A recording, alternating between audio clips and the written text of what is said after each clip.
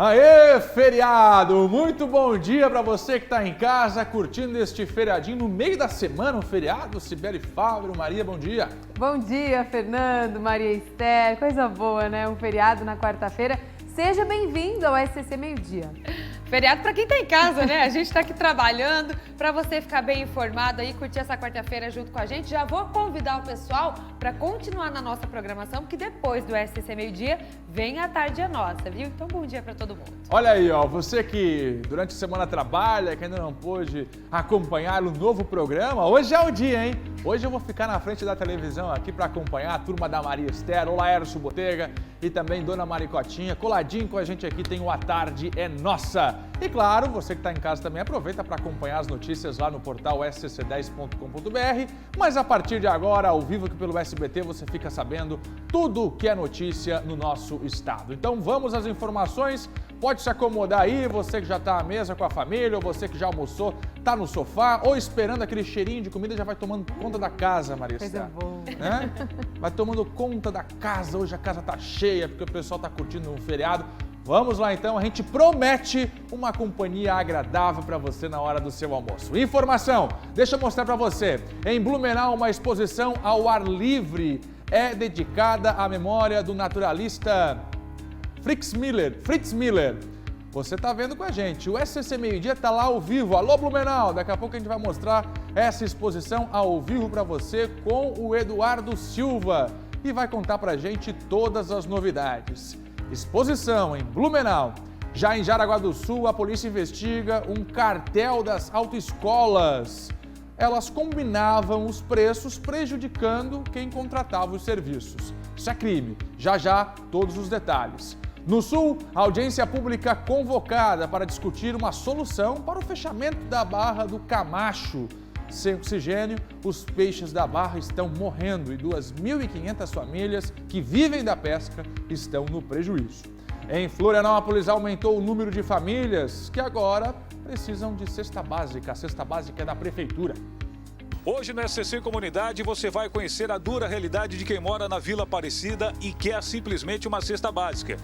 Mas vai ter que esperar um pouco. Quantos dias, dona Neuci? 30 dias. Aqui é 30 dias. Para ganhar uma cesta básica? Para ganhar uma cesta básica. A fome espera 30 dias? Não. E você vai conhecer essa história daqui a pouco. Fiquem ligados. Em Criciúma, cerca de 400 pessoas se negaram a tomar vacina contra o coronavírus e 14 servidores da prefeitura também se negaram a receber a dose. Foram advertidos, já a gente conta para você o que está acontecendo por lá. Foi confirmada a primeira morte no Brasil de um paciente após reinfecção por variantes da Covid-19. Nós vamos conversar ao vivo com o especialista que fez o estudo. E vai ter mutirão para vacinação contra a gripe em Santa Catarina. Região por região a gente mostra como e onde será feita a imunização. Quem aí já ouviu falar da síndrome pós-Covid? Ela é a união de sintomas e complicações causadas em quem já teve a doença, né? Vão desde ali as sequelas como ansiedade, a perda de memória, até problemas na visão. Então a gente vai bater um papo sobre esse assunto em 2 entrevistas aqui no SCC Meio-Dia. Tem ainda a previsão do tempo para o feriado, que começou chuvoso em boa parte do estado. Estamos no ar, fique com a gente.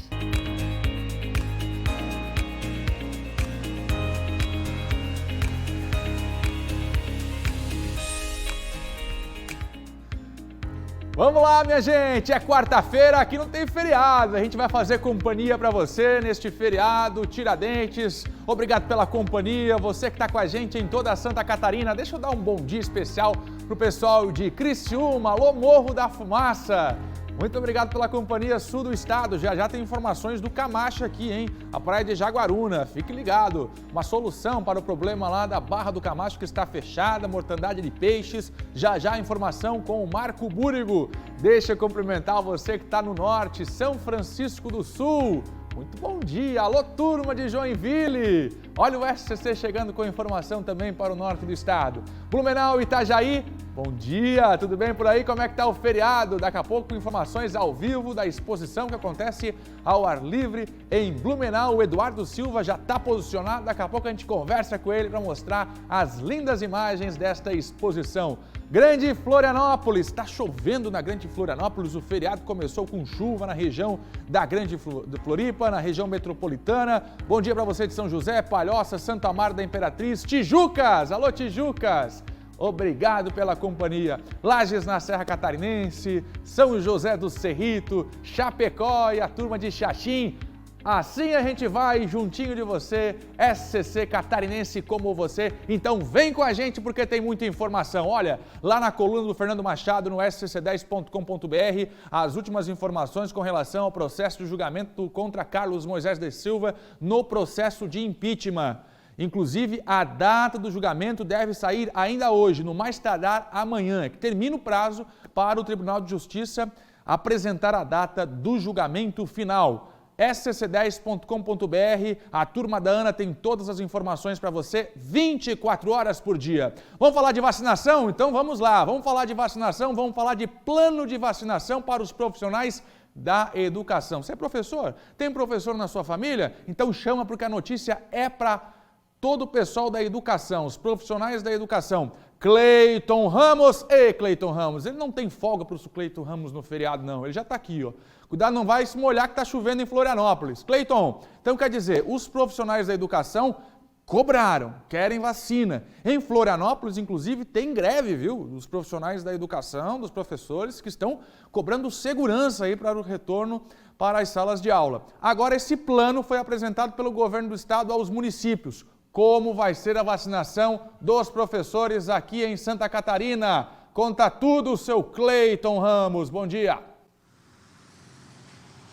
Bom dia para você, Fernando. Quem nos acompanha em todo o estado de Santa Catarina, realmente é um tema polêmico. Já mostramos, inclusive, a realidade de uma escola no norte da ilha, onde lá tem uma greve, assim como toda a rede municipal de ensino em Florianópolis, porque os professores querem, além de, como você bem disse, né, melhorias e uma segurança maior no protocolo de segurança em relação ao coronavírus, também querem a vacinação. E aconteceu agora, recentemente, uma apresentação que foi realizada pela Secretaria do Estado da Educação e contou com representantes do Comitê Estratégico para a Retomada das Aulas Presenciais. Esse comitê é formado por 14 entidades, isso mesmo, 14 entidades. E digo mais, apesar de ainda não haver uma data para o início da imunização dos profissionais da educação, o plano, segundo o que foi passado, é necessário para definir um processo para o início da vacinação. A proposta considera a existência de áreas da atuação que estão mais expostas ao contágio pela Covid-19. O plano considera ainda a maior vulnerabilidade dos profissionais que estão atuando nas modalidades de ensino presencial ou mista, o híbrido, né? Por isso, esses trabalhadores integram o primeiro grupo de vacinação.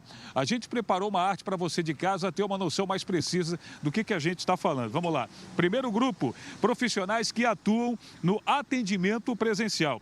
Educação infantil, professores e auxiliares. Educação especial, equipe técnica, administrativa e pedagógica, gestão, limpeza e também alimentação. Ensino fundamental, professor e auxiliares. Ensino médio, professor e auxiliares. E ensino superior. No grupo 2, profissionais que atuam em atividade remota, profissionais que são do grupo de risco para a Covid-19, profissionais que atuam em atividade remota ou similares.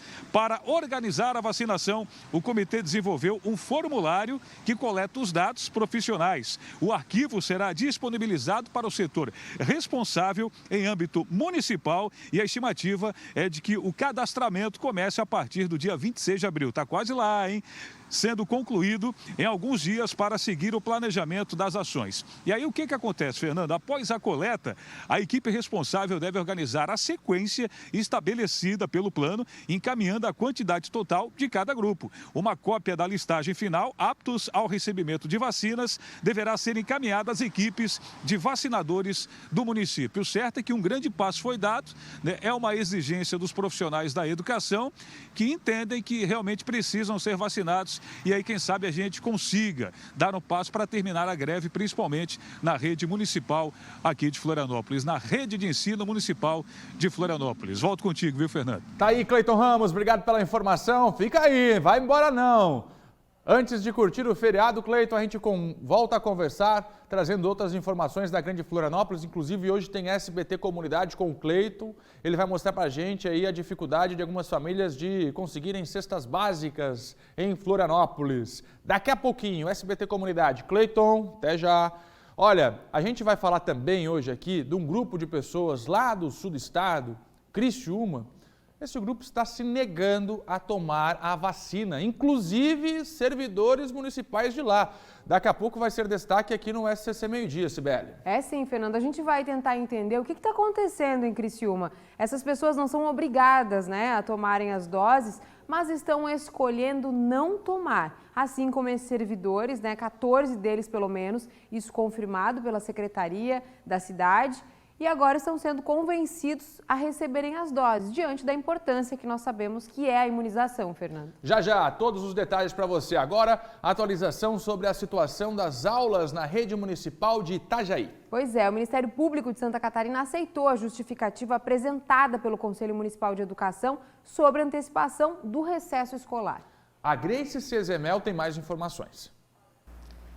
Bom dia para vocês aí no estúdio, bom dia também para o pessoal de casa. Com essa decisão, então, o recesso escolar na rede municipal de ensino aqui de Itajaí está mantido.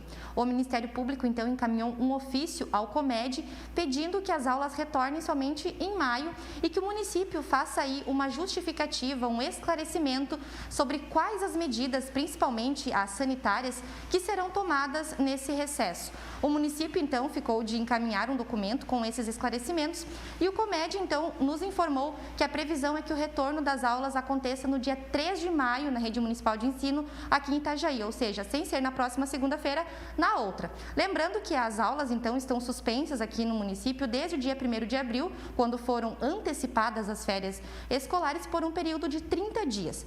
O Ministério Público, quando ficou sabendo dessa decisão, pediu esclarecimentos ao município e chegou até a recomendar que as aulas voltassem imediatamente. Lembrando que essa antecipação das férias aconteceu por conta do agravamento da pandemia. Essa foi a justificativa do COMED. Então, reuniões entre o município, entre a Secretaria de Educação e o Ministério Público foram feitas, os esclarecimentos foram prestados, o município disse que os 200 dias letivos serão cumpridos, então ele fez toda uma readequação do calendário escolar. Por isso, então, agora o Ministério Público concordou com esse recesso e as aulas voltam somente no próximo mês aqui em Itajaí.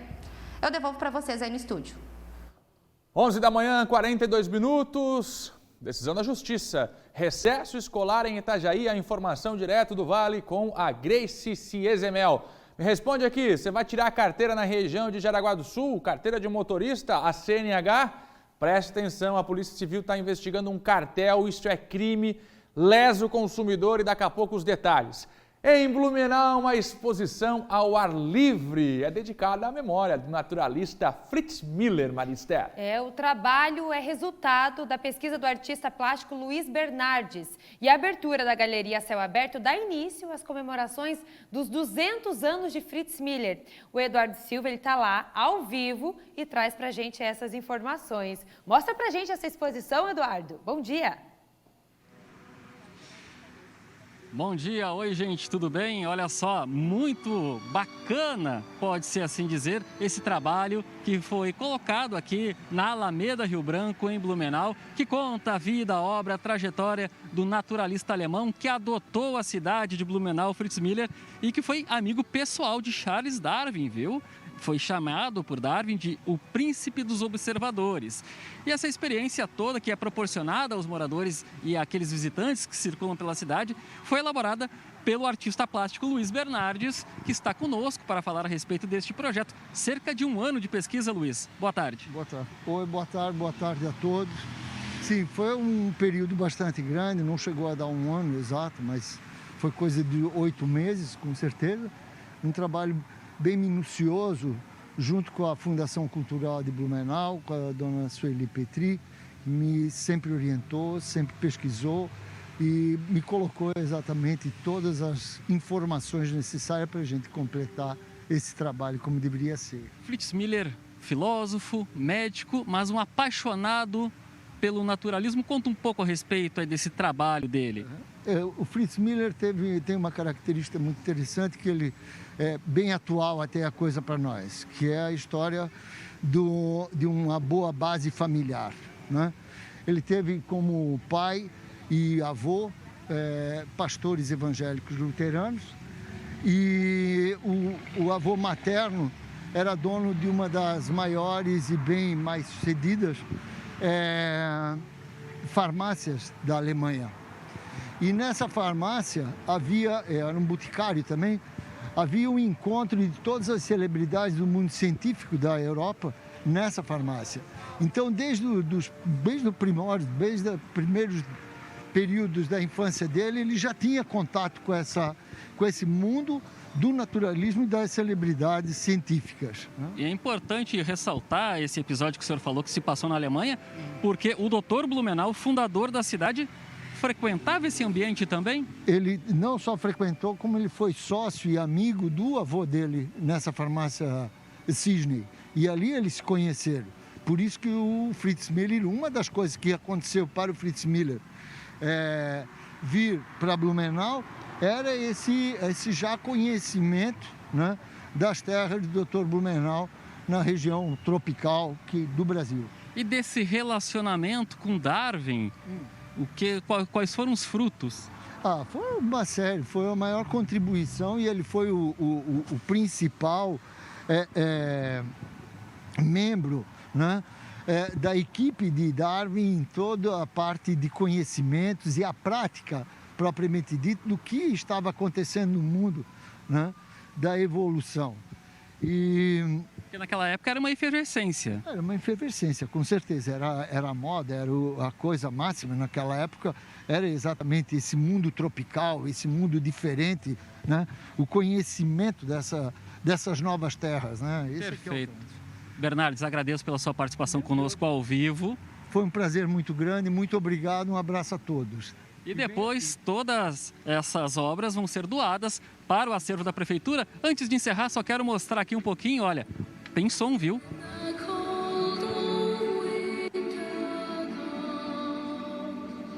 Uma experiência audiovisual em rua, mais democrático que isso, impossível.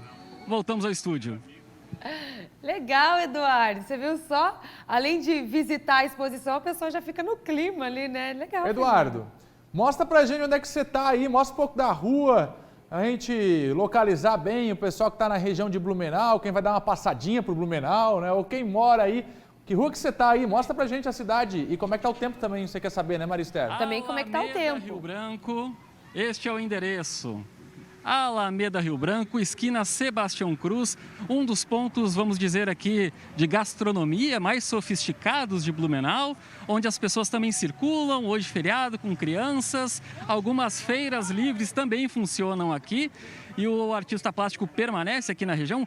Muitas pessoas, viu, passaram, cumprimentaram, conversaram, tiraram fotos aqui também do painel, aliás, dos painéis, porque, além de tudo, está informativo e também muito atraente, enche os olhos realmente para quem passa por aqui e vê essa exposição ao ar livre, que vai permanecer até o próximo ano, viu?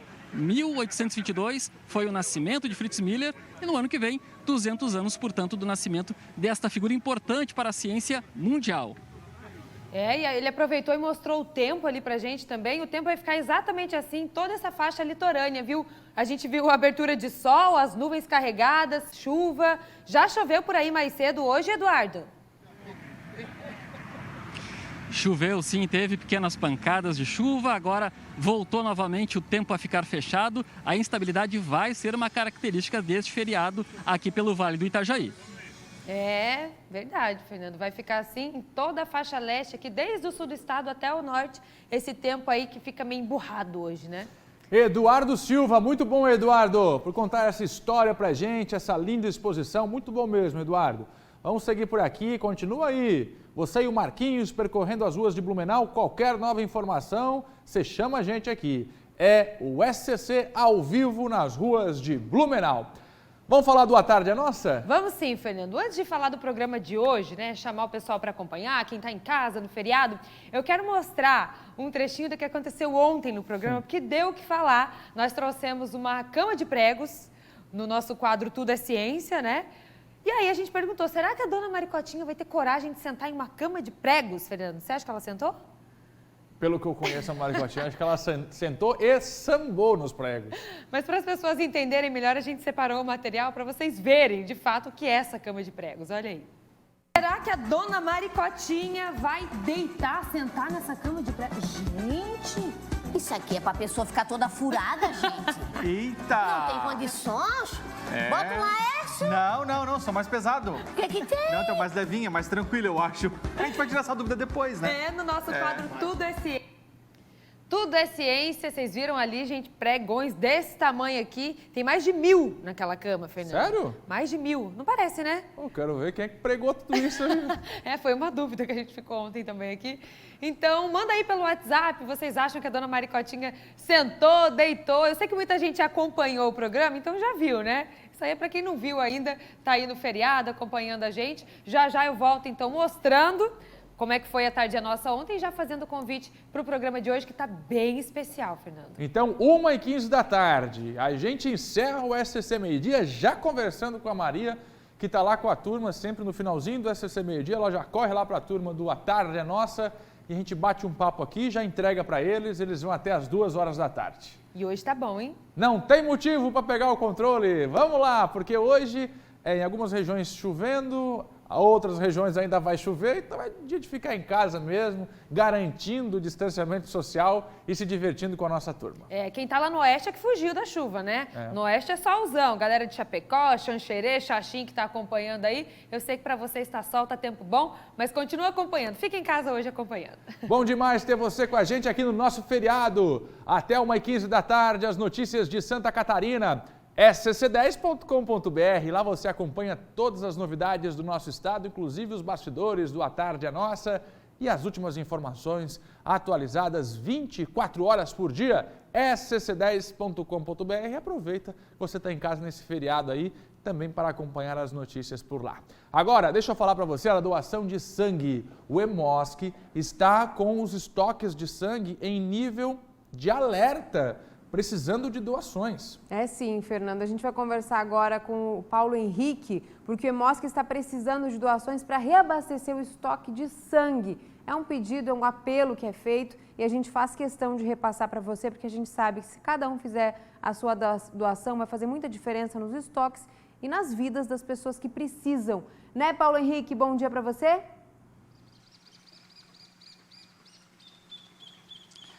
Bom dia, Cibele, bom dia, Fernando, Maria Esther e os telespectadores do SCC Meio-Dia que nos acompanham. É isso mesmo, isso é um pedido que a gente já vem fazendo pelo menos desde o começo da pandemia, porque por conta da Covid-19, os estoques de sangue do Hemosk abaixaram e muito nível. Alguns tipos sanguíneos estão em nível de alerta e a gente preparou uma arte para você para mostrar quais são eles. São eles os tipos A positivo, A negativo, O positivo e O negativo. Se você quiser doar, basta estar em boas condições de saúde, ter entre 16 e 69 anos. E aí é legal a gente lembrar que, abaixo de 18 anos, o responsável precisa estar presente. E para doar também precisa pesar mais de 50 quilos. Não é preciso fazer nenhum tipo de jejum, mas é recomendado que, até 4 horas antes da doação, você mantenha uma alimentação livre de gorduras, para você não passar mal e também ter uma doação tranquila, né?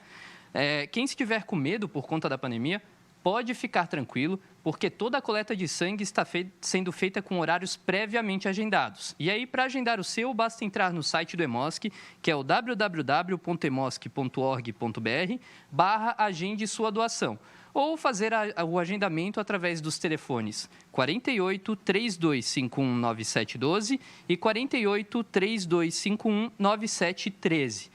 Hoje é feriado, o Hemosk não está aberto, mas ele funciona normalmente de segunda a sexta-feira, das 8h15 da manhã até as 16h30. Volto com vocês. Obrigada, Paulo, pelas informações e pelo pedido que a gente repassa, né, para você. Se você estiver apto a doar sangue, faça a sua parte. A gente sabe que uma doação salva até 4 vidas. Imagine a diferença que a gente pode fazer. Olha só, a primeira morte por reinfecção da variante do coronavírus foi confirmada no Brasil. A vítima, de 39 anos, morava no Rio Grande do Sul, foi infectada com as variantes P1 e P2, como são chamadas, em um intervalo de 3 meses. É o que aponta um estudo do Laboratório de Microbiologia Molecular da Universidade Fevale, do Rio Grande do Sul. Sobre esse assunto, a gente vai conversar agora com o professor do mestrado em Virologia da Universidade Fevale, o Fernando Spilk, que inclusive é autor desse estudo, né, professor? Muito obrigada pela sua participação aqui no SCC Meio-Dia, sua participação ao vivo para o nosso estado, para Santa Catarina. Nós gostaríamos de entender um pouco mais, professor, de que maneira o estudo conduziu a esses resultados e o que isso significa para a gente a partir de agora. Bom dia. Bom dia. Bom, nós fazemos um processo aqui de vigilância genômica, de acompanhamento, né, por sequenciamento das variantes que ocorrem na nossa região, particularmente do Vale dos Sinos, da Serra Gaúcha, do Vale do Paranhana, né, e da região metropolitana de Porto Alegre. E esse foi um caso de reinfecção. Por ser uma reinfecção, nós resolvemos avaliar, né, que vírus estava presente na primeira e na segunda infecção, e, para nossa surpresa, se tratava de 2 variantes. Até esse momento, a gente falava muito que era o normal, seria a pessoa se infectar primeiro com uma daquelas linhagens mais antigas, e as variantes entrariam, então, fazendo essas reinfecções. E, efetivamente, o paciente, lamentavelmente, se infectou primeiro com a variante P.1, bem no início, bem no surgimento dessa variante. Ela deve ter vindo de Manaus, né, aqui para o Rio Grande do Sul, e ele acabou contraindo. Não teve grandes sintomas, mas, infelizmente, na reinfecção, quando ele teve, então, a variante P.2 do Rio de Janeiro, agora em março, lamentavelmente, ele teve um caso bastante grave e acabou indo a óbito. Professor, e a partir de agora, né, esse estudo apontando essa morte por conta da reinfecção, é claro que preocupa todo mundo, já que é tudo muito novo em relação ao coronavírus e principalmente em relação às variantes. De alguma maneira, o estudo demonstra um agravo na doença depois da reinfecção ou tem a ver mais com as comorbidades, com a condição dos pacientes? Isso é muito variável de paciente para paciente, varia muito com as comorbidades. Usualmente, pacientes que têm uma primeira infecção mais branda, eles não montam também uma resposta imune muito exuberante, que seja protetora de fato, e passado um tempo eles ficam suscetíveis para uma reinfecção. E em alguns pacientes, isso não é só esse caso, em muitos casos reportados no Brasil e no exterior, a reinfecção acaba sendo bastante grave. Também há, do outro lado, a possibilidade de pacientes que até têm uma Covid-19 mais grave, mais severa na primeira infecção, acabam montando daí uma resposta imune muitas vezes maior magnitude e que acaba os protegendo pelo menos por um tempo, né? E às vezes a reinfecção é mais branda. Então varia, como você colocou, das comorbidades e varia também muito de como foi esse jogo, né? Uma primeira infecção mais branda, uma primeira infecção mais severa, e daí depois isso acaba influenciando o desfecho pela imunidade da segunda infecção. Professor, e em relação às vacinas, a imunização que nós esperamos tanto que ela atinja, né, em grande massa o Brasil, e aí com a chegada dessas variantes, existe a preocupação de que se a vacina é realmente eficaz para tantas variações do vírus, porque nós sabemos que de região para região muda a variante. O estudo aponta de alguma maneira isso? O que vocês vêm estudando, existe essa preocupação de que não seja tão eficaz as vacinas disponíveis? Eu coordeno uma rede nacional, que é a rede Coronaômica, uma rede que é financiada pelo Ministério da Ciência e Tecnologia e Inovação, e a gente tem acompanhado essa situação em vários estados, em pacientes vacinados, não vacinados, como se comportam as variantes e também com ensaios em laboratório. O que nós podemos dizer é que, por enquanto, do ponto de vista clínico, da proteção clínica, indivíduos vacinados com as doses necessárias no tempo adequado para que eles estejam, de fato, imunizados, têm sido protegidos da doença Covid-19, mesmo com as variantes circulando. Mas é importante que as pessoas saibam que isto é um cenário que pode mudar se nós continuarmos dando espaço para as variantes evoluírem. Lá na frente, elas podem se tornar, digamos assim, refratárias às vacinas. Também é importante mencionar que tem ocorrido, né, pessoas que não voltam para a segunda dose, pessoas que se expõem logo após tomarem as vacinas e a própria vacinação lenta, isso também abre espaço para que nós tenhamos problemas no futuro. Mais uma vez a prova de que a imunização é muito importante nesse momento. Professor, para a gente encerrar, a gente percebe, e isso vem sendo até divulgado por especialistas, a quantidade de variantes que acabam aparecendo no Brasil. De que maneira a gente pode entender que aqui é diferente dos outros países? Por que tantas variantes aparecem no Brasil? Bom, primeiro porque nós estamos fazendo vigilância genômica, isso já é uma coisa importante, né? Mas, sem dúvida, há uma questão real nesse processo, que é o vírus, para fazer uma nova variante, ele precisa de mutação, ele precisa de alterações no seu genoma. Essas alterações se dão ao acaso. E elas só vão acontecer se ele conseguir infectar muita gente, se a vacinação for lenta, se os protocolos de distanciamento não forem adequadamente seguidos, seja pelas pessoas, e não forem aplicados adequadamente também pelas gestões. Então, esse espaço que se deu para o vírus, principalmente da segunda onda em diante, ali do final do ano passado para cá, é o que permitiu, e coincide com as datas que a gente detecta as variantes, é o que permitiu, então, que o vírus se diversificasse, né? Esse espaço dado para o vírus leva a esse fenômeno ao acaso, que é a mutação, que ela possa acontecer. Então, nós deveríamos ter muito mais cuidado. Então, tem a ver também com a maneira como o país se posiciona em relação ao combate à pandemia. Isso é importante, né? Que bom que a gente consiga, tomara que a gente consiga frear essas variantes, essa doença avançando no Brasil com vacina para todos. Muito obrigada, professor. Obrigada mesmo pela sua participação, por disponibilizar o seu tempo nesse feriado para nos esclarecer mais o seu estudo tão importante, né? Que demonstrou aí a primeira variante confirmada, né? A morte do primeiro paciente no Brasil que foi reinfectado por variante do coronavírus. Obrigada mesmo, viu? Uma boa tarde para o professor. Tá aí a explicação do professor sobre esse diagnóstico, sobre o que aponta o estudo e também alertando para a importância da imunização com variante ou sem variante, Fernando. Nesse momento a recomendação é uma só, é a vacina. Quem tem a oportunidade tem que tomar. Aí está, portanto, atenção, variante, grave a situação. Deixa eu conversar com você que está almoçando agora. Olha para a mesa aí, está tomando suco, refrigerante, água? Responde para mim. Fernando, estou tomando um suquinho aqui, um suquinho de laranja. Eu gosto de suco de limão, adoro suco de limão. Quem está tomando suco de limão aí? E o almoço? Hoje foi uma almoção especial ou você acordou às 11 horas da manhã porque podia dormir e aí deixou o almoço para depois?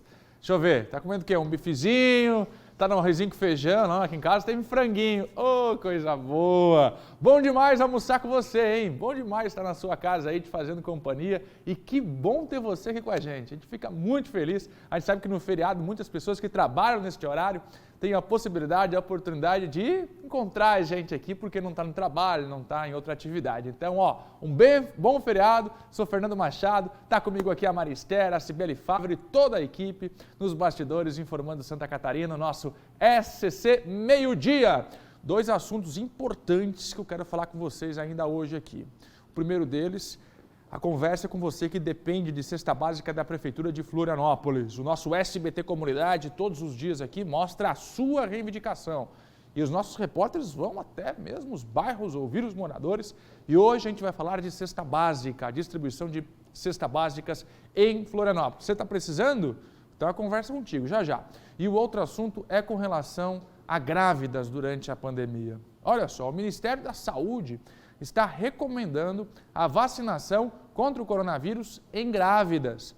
Mas aqui em Santa Catarina só podem ser vacinadas as gestantes que apresentam comorbidades, já que elas não fazem parte do grupo prioritário. Ao mesmo tempo, o secretário de Atenção à Saúde Primária do Ministério da Saúde faz um apelo às mulheres de Santa Catarina e do Brasil. O apelo é para que elas não engravidem.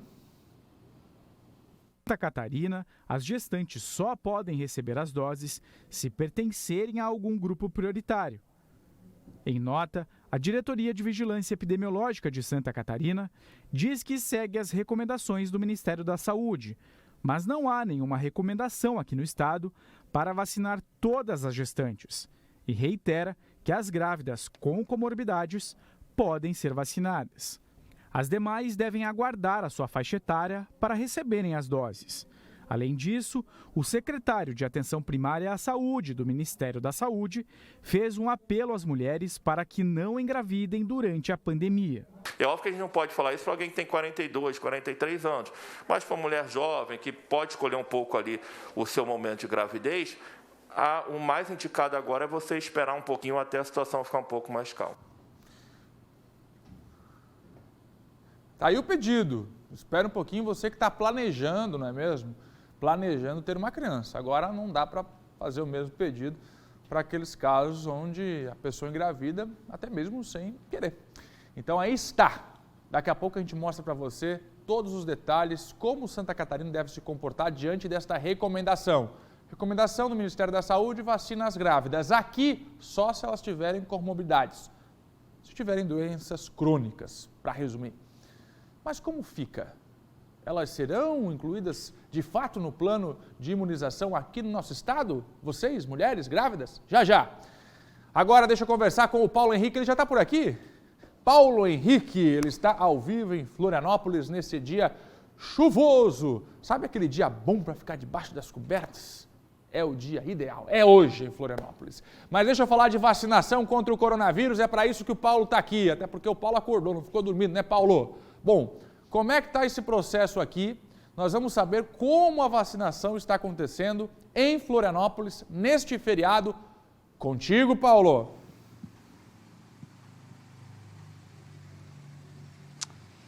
Bom dia novamente, Fernando. Por conta de uma remessa de doses que deve chegar no estado ainda amanhã, a Prefeitura de Florianópolis já agilizou e programou um calendário de vacinação que vai de hoje até sábado. A gente preparou uma série de artes aí para explicar para você quais são os grupos que devem ser abraçados por essas vacinações e onde elas devem acontecer. Presta atenção. Hoje, então, estão sendo feitas as segundas doses dos profissionais de saúde autônomos com mais de 60 anos.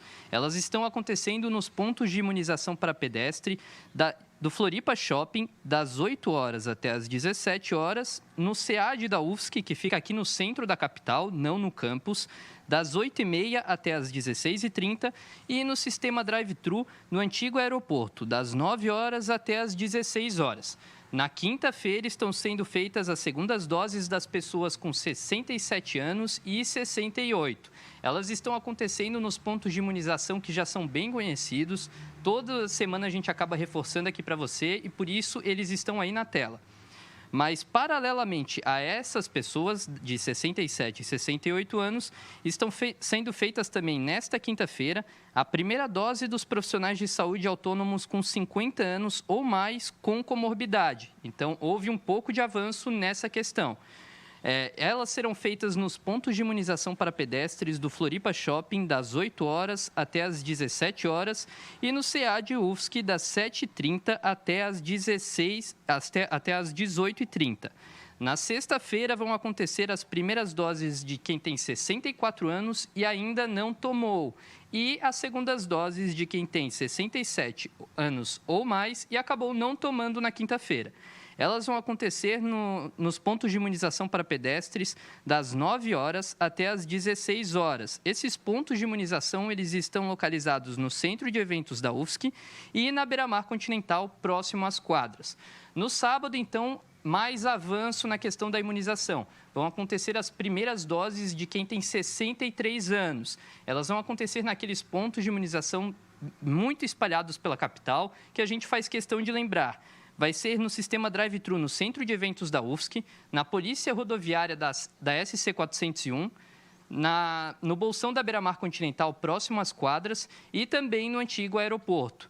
E vão ter 2 pontos de imunização para pedestres espalhados na capital, um no centro de eventos da UFSC e outro no Bolsão da Beira-Mar. Lembrando que, se você tiver qualquer dúvida, basta entrar em contato pelo telefone com Alô Saúde Floripa no 0800 333 3233. Volto com você. Muito bom, Paulo. Obrigado pela explicação. Assim fica fácil de entender, objetiva a informação, dado por dado, e a gente acompanhando a vacinação contra o coronavírus em Florianópolis, na grande Florianópolis. Como é que está acontecendo hoje? Valeu, Paulo. Com as artes, com as telas, assim o pessoal de casa sabe quem pode vacinar. Ainda hoje tem o giro da vacinação hoje sobre a gripe. Você está acostumado a este grande serviço que a gente oferece para você aqui, onde conversamos com os nossos repórteres em todas as regiões, trazendo os detalhes da vacinação contra o coronavírus. Hoje nós vamos fazer diferente, vamos focar na gripe, que também é importante para você reforçar o sistema imunológico. Já já a gente enche a tela com os repórteres por todo o estado. Mas agora a gente segue falando de coronavírus e vamos atualizar a situação da pandemia neste momento. É sim, Fernando, a gente começa mostrando o nosso mapa que se mantém no vermelho, né? A gente vem acompanhando nas últimas semanas. Por enquanto, todas as regiões se mantêm no nível mais alto de gravidade, o nível mais alto de risco, que é o nível 4, portanto, no vermelho. O número de casos ativos subiu, agora nós estamos em 20.225 casos, você vai ver aqui o nosso gráfico, olha lá na ponta, a gente vinha mostrando até que esse número, Fernando, tinha descido. Estava em 19 ontem. Mas ele se mantém nesse zigue-zague, como a gente vem acompanhando no fim da linha ali, ó, 20.225, que é o número de casos confirmados, ativos e sendo acompanhados nesse momento. A lista de espera também se mantém com mais de 100 pessoas aguardando por UTI, são 111 nesse momento. Esse número diminuiu de ontem para hoje, mas ainda assim são mais de 100 pessoas aguardando. Fernando, destaque para Chapecó no Oeste, que zerou, Lages na Serra também aparece sem fila, uma pessoa apenas aguardando em Blumenau e na Grande Florianópolis também zerou. Então os números de fato vêm diminuindo, ainda assim a gente vê que a lista ainda é grande de pessoas aguardando. Preocupação para o norte, né, Sibeli? Joinville, 47 e Criciúma. Ontem esse número estava em 118. Caiu, então está reduzindo. Está reduzindo, que bom, né? Já o número de mortes aumentou se a gente comparar os boletins, né, das últimas 24 horas. O último boletim divulgado mostra 96 mortes, 96 pessoas que não resistiram ao coronavírus. O total é 12.760 mortes, isso nas costas da pandemia desde o início, né, aqui em Santa Catarina. E no telão você acompanha as cidades com maior número de mortes desde o início da pandemia. Estão ali Joinville, Itajaí, Florianópolis, São José e Chapecó, que se mantêm as mesmas cidades nas últimas semanas com esse ranking, né, da morte em Santa Catarina por conta da pandemia. São os números da pandemia neste momento, assim você já tem um panorama do que acontece em Santa Catarina neste exato momento. Em Criciúma, cerca de 400 pessoas, esse caso é polêmico, 400 pessoas que se negaram a tomar a vacina. Pois é, se negaram a tomar vacina contra a Covid-19 e assumiram que não pretendem tomar vacina. Dentre elas, chama atenção porque estão também servidores municipais. Eles se manifestaram dizendo que não tomariam também, Fernando. Então, por isso a gente vai para lá ao vivo, porque quem decidiu não tomar as doses vai precisar assinar um termo de responsabilidade. A decisão é pessoal, de fato. Agora também é deixar de lado o coletivo, né, Marco Búrigo? Conta pra gente essa polêmica aí do sul de Criciúma.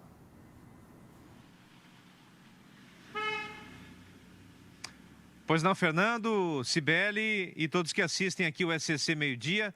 Aqui no sul do estado, realmente há essa polêmica aqui em Criciúma, pois cerca de 400 pessoas se negaram a tomar a vacina contra a Covid-19. E o mais interessante e preocupante dessa história é que 14 desse universo de 400 são servidores públicos, entre eles também profissionais da área da saúde. E a prefeitura irá demitir.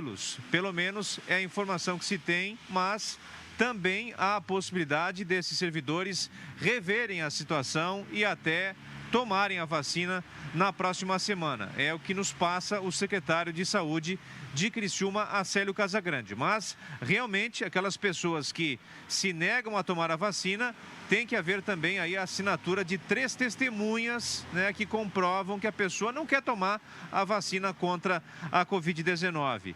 E, portanto, essa notícia mexe com a realidade, o dia a dia da saúde aqui de Criciúma, pois são servidores, né, que trabalham no combate à pandemia e precisam estar vacinados. Há uma preocupação, por isso, a atitude mais extrema de demiti-los. Mas esses casos poderão ser revistos até a próxima semana, caso os servidores, né, mudem de opinião, voltem atrás e prefiram tomar a vacina contra a Covid-19. Voltamos ao estúdio. Obrigada, Marco, pelas informações. O Marco acompanhando, então, esse desfecho, em especial dos servidores, né?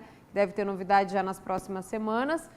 Se eles forem convencidos a tomar as doses, fica tudo certo. Senão vão ter que assinar esse termo circunstanciado e aí tem até a possibilidade de demissão. Ô, gente, vamos combinar, né?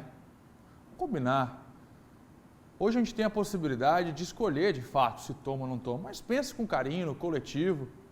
São diversos tipos de vacina. A gente não está falando só de uma específica, a Coronavac, que foi aí colocada como no centro das atenções. Dúvida. E isso veio de gente graúda, né? Essa dúvida com relação à vacina. Mas cuidado, né? É pensar no próximo, nas pessoas que dividem o mesmo espaço com você. É uma responsabilidade que você está assumindo. Agora, se você não quer tomar, não atrapalhe a vida de quem quer. Porque semana passada tinha cartaz na frente do posto de imunização. Não tome a vacina. Se você não quer tomar, assina um termo de responsabilidade, inclusive abrindo mão do respirador. Porque em Criciúma tem 47 pessoas esperando por uma vaga de UTI. Prioridade para quem quer se curar. Se você não quer tomar, não atrapalhe a vida de quem quer.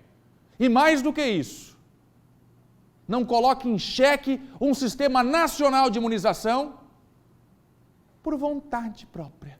Porque eu vi na internet que a vacina traz danos à saúde. Vamos de informação. Tem SBT Comunidade? É agora que eu gosto, então vem comigo aqui, meu caro Dilnei Pacheco. Eu já vou chamar direto ele está lá na Humberto, é na Humberto Road, né? Eu tenho imagens? Aqui está. Olha imagens que vem lá da comunidade do Campeche. Imagens de agora pela manhã, a produção está passando aqui, imagens de agora pela manhã. Essa rua é uma novela, é uma paralela da Pequeno Príncipe. Quem conhece o Campeche sabe que tem a principal, né? A Maria Esther passa por lá todos os dias. A principal ali do Campeche, a Pequeno Príncipe. Do lado tem a Humberto Road, é isso, né? Humberto Road. E aí, só que aí, ó, enquanto a Pequeno Príncipe foi revitalizada, essa aqui é a situação da passarela. O problema é que tem gente que mora aqui. Se o turista não passa para chegar na praia por essa aqui, tem morador que passa para chegar em casa nessa aqui. Não, o turista passa na Pequeno Príncipe, tudo bonitinho, tem placa da prefeitura. Agora, quem vai para casa, Maria Esther, passa por onde? Atoleiro. Deixa eu chamar a SBT Comunidade, hoje choveu. E o nosso Cleiton Ramos já está lá. Agora tem imagens ao vivo? Imagens ao vivo. Cleiton Ramos, contigo, quero ver. Conta pra gente esse dilema aí no Campeche, SBT Comunidade no ar. No ar, hein, Fernando? E olha só, a gente está no meio da rua, Humberto Roden, como você falou. Estou aqui no carro da Daniela, que mandou os vídeos pra gente.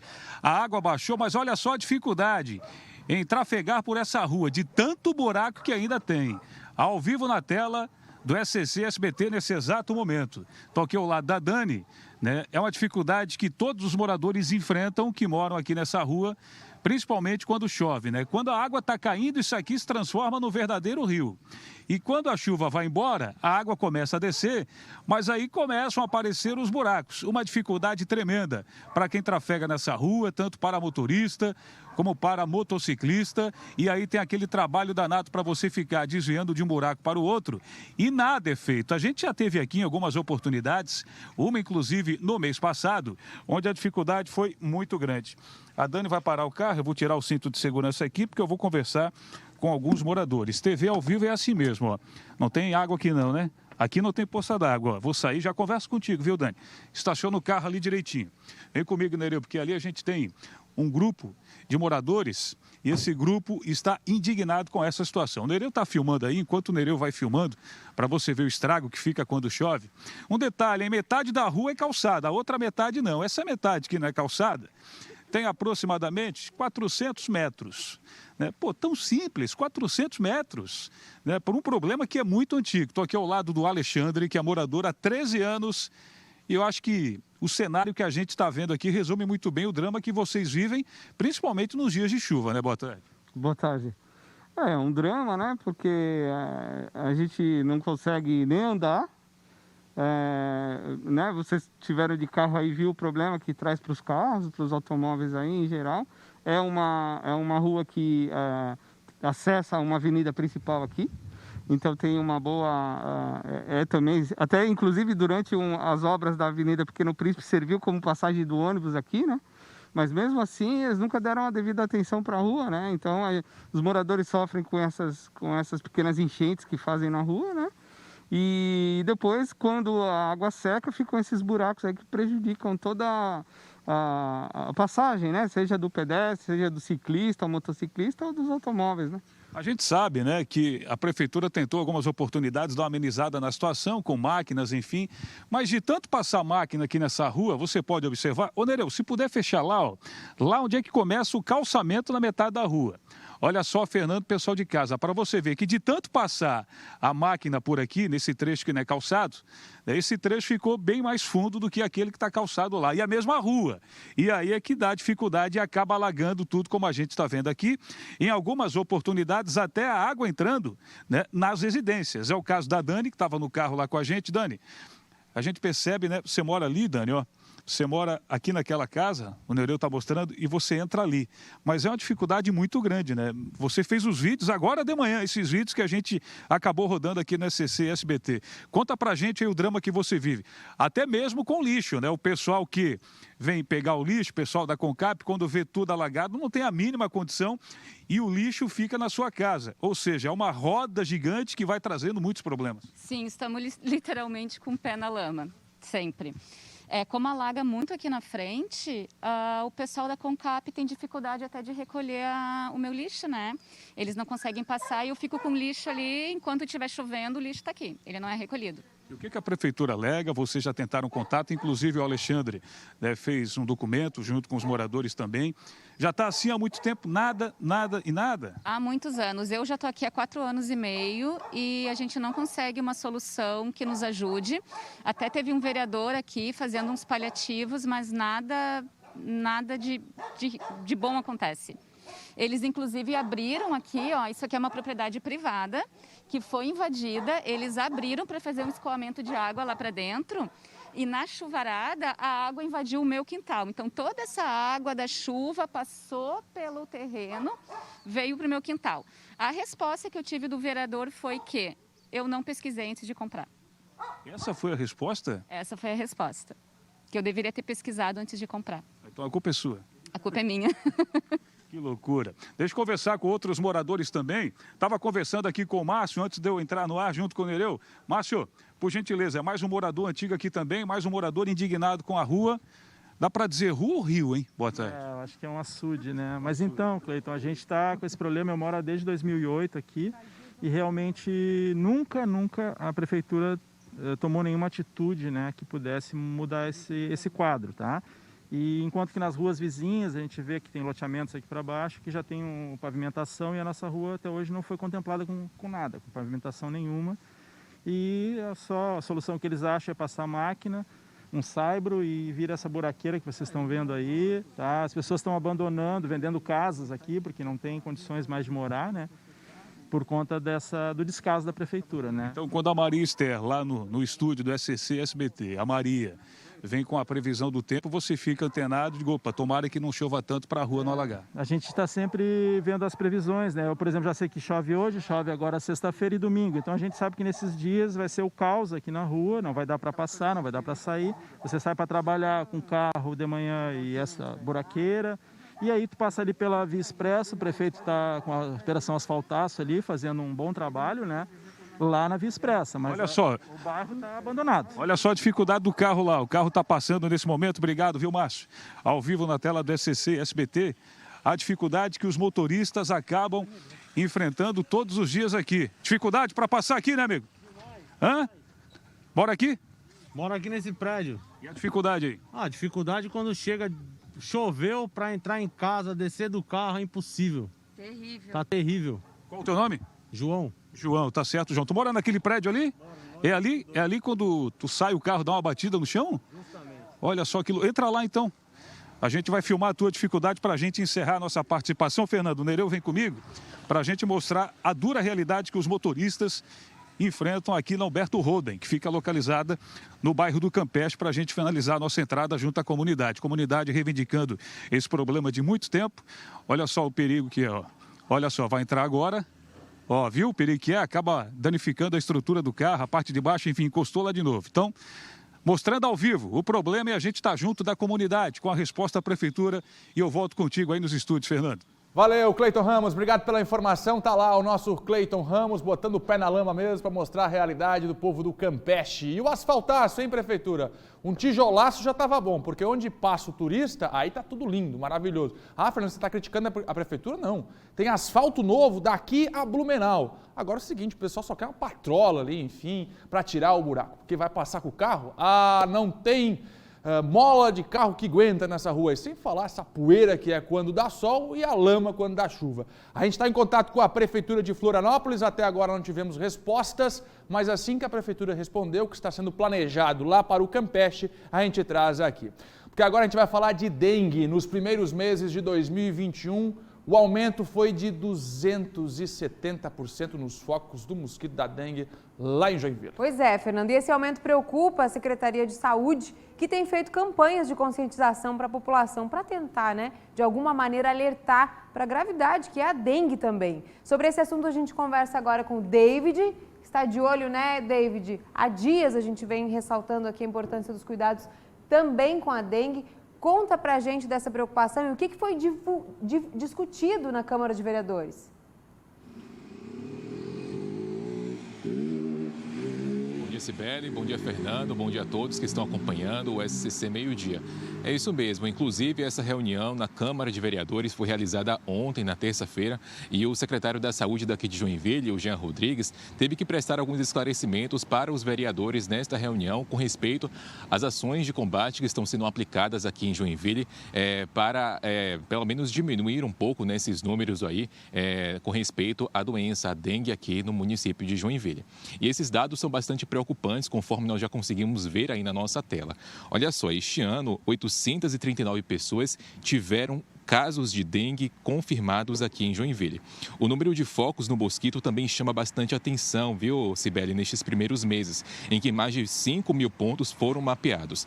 Isso representa, então, um aumento de 270% se nós compararmos com o mesmo período do ano passado.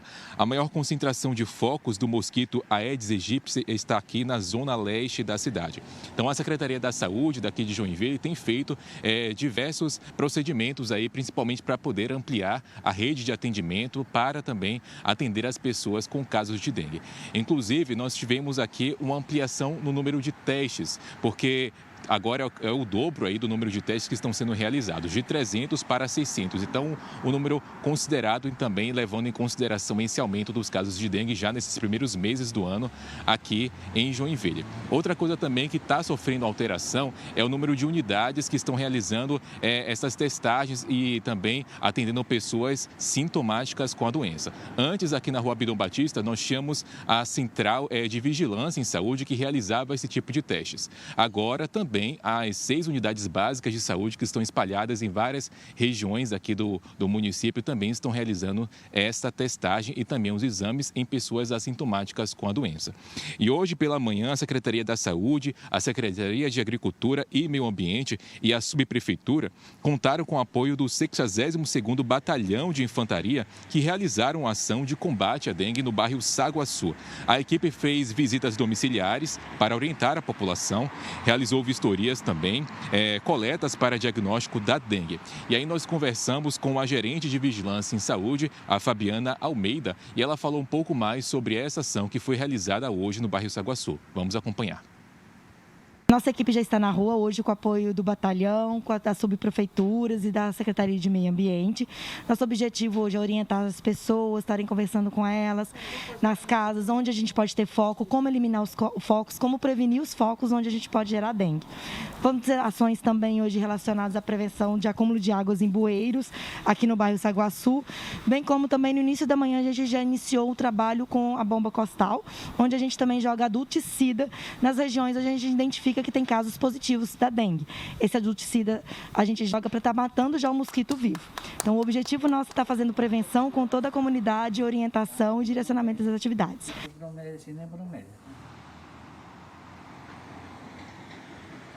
Além disso, o município também vai continuar implementando aqui aquelas estações disseminadores de larvicidas, que é aquela parceria junto com a Fiocruz para poder diminuir aí com certeza esses números da dengue. O Aventureiro é o bairro que mais tem focos do mosquito da dengue aqui em Joinville. Eu volto com vocês aí no estúdio. Obrigada, David, pelas informações. O David de olho nas notícias do norte do estado. Daqui a pouco ele volta com outras informações. Vamos lá, tem informação para você aqui até 1h15 da tarde. Na sequência, já aqui na programação, o pessoal preparando o A Tarde é Nossa. A partir de 1h15, coladinho com a gente. Você que ainda não teve oportunidade, estreou nesta segunda-feira, hein? Estreou nesta segunda-feira e você que ainda não teve oportunidade, estava trabalhando, hoje é o dia. Fique com a gente aí. Vamos lá, tem informação para você. Ainda tem SBT Comunidade, porque hoje a gente mostra a realidade de quem precisa de cesta básica em Florianópolis. Estou falando com você? Opa, essa notícia que o Fernando está falando comigo. Está precisando de cesta básica? Dificuldade? Pois é, 35 mil famílias estão neste momento dependendo de uma cesta básica da prefeitura. E aí o tempo de espera aumentou, não teve jeito. Por isso, o nosso repórter Cleiton Ramos vai ouvir alguns moradores aqui da cidade de Florianópolis, entender essa demora e buscar uma solução com a prefeitura. Cesta básica da prefeitura. Te interessou no assunto? Então segura que daqui a pouco tem SBT Comunidade. Agora, deixa eu falar para você. Você viu, o Cleiton Ramos está ao vivo, lá do Campeche, mostrou toda a reivindicação dos moradores. Daqui a pouco tem a cobrança por cesta básica. Tem um problema aí na sua cidade? Você que está em Chapecó, Joinville, Blumenau, Criciúma, Lages, tem um problema acontecendo aí? Uma dificuldade que você está enfrentando com os serviços públicos? Manda pra gente agora. Aproveita o feriado que você não tem muita coisa para fazer, não está trabalhando. Ah, Fernando, tu não tem nada para fazer, eu tenho que limpar a casa. Tudo bem, não. Vamos lá.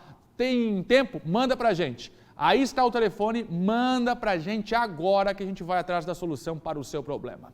Vamos lá. Agora a gente vai falar de coronavírus e também como que o nosso corpo vai reagir e vai se comportar depois, né, que você, por exemplo, tenha passado pela doença. Isso mesmo, Fernando. Eu separei um telão de um estudo que mostra exatamente o que uma instituição americana divulgou com as sequelas, né, os sintomas que ficam ainda depois de tempos, mesmo depois de curado já da doença, né? Olha só as sequelas pós-Covid, né? Na cabeça tem a disfunção cognitiva, relatada aí por 81% das pessoas que já tiveram a doença.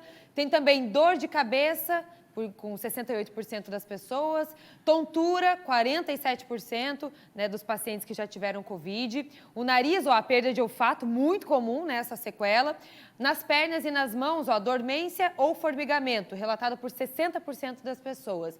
Aqui do outro lado tem os olhos, a visão turva, né, 30% das pessoas ficam com essa visão, né, os problemas de visão depois da doença.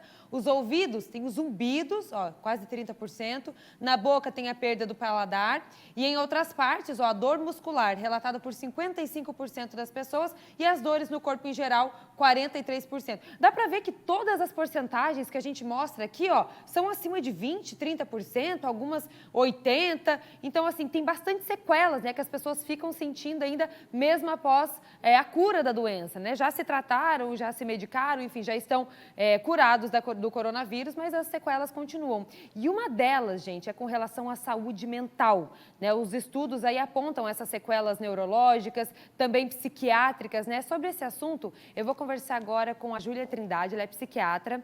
E, doutora Júlia, já está aqui com a gente? Boa tarde, bem-vinda aqui ao SCC Meio-Dia. Eu quero começar, doutor, o nosso bate-papo com um dado, né, nessas pesquisas que me chamou muita atenção, que foi com relação a que pessoas que nunca tiveram ansiedade, nunca tiveram depressão depois do coronavírus, passaram a ter. E isso chama muita atenção, né? Boa tarde. Boa tarde, é um prazer estar com vocês novamente. Dar parabéns pelo programa novo, tá demais. Aproveitar e falar sobre esse assunto tão importante. Realmente, esse estudo publicado por uma revista americana de bastante importância, né, falou sobre o acometimento desses pacientes depois da recuperação do Covid. Então, 6 meses depois, 13% dos pacientes apresentaram algum transtorno mental. Ele podia ser psiquiátrico ou neurológico, né? Então, 34% dessas pessoas tiveram algum acometimento. 13% era a primeira vez. Então, eram pessoas que não tinham problemas prévios. E a maioria dos sintomas era relacionado à ansiedade. Então, 17% desses pacientes apresentavam quadros de ansiedade. 15% algum transtorno de humor, 9% relacionado à questão do uso de substâncias e a questão de insônia e até a questão de transtornos psicóticos. Em quadros mais leves, a gente tinha mais a questão do transtorno mental. Em pacientes que tinham quadros mais graves da Covid, né, que precisavam de hospitalização, que iam para a UTI, a gente acabava tendo um comprometimento neurológico maior. Maior risco de AVC, de demência, de alteração de memória. Então, a gente percebe que sim, o vírus ele não está só relacionado com a questão do pulmão. A gente tem uma questão relacionada ao sistema nervoso central que é bem importante e que a gente também tem que pensar e tem que cuidar. Agora, doutora, a que se deve isso, né? Por que as pessoas desenvolvem essa ansiedade? Tem a ver com esse período que a pessoa fica em isolamento, que não pode, né, ter contato com ninguém da família? Em que momento que isso surge? Porque acaba, como você disse, após 6 meses, né, que estão vendo esses resultados. Então, já passou meio ano que a pessoa teve o coronavírus e agora que ela está tendo, que ela começa a sentir esses sintomas de ansiedade, tudo. A que se deve isso, doutora?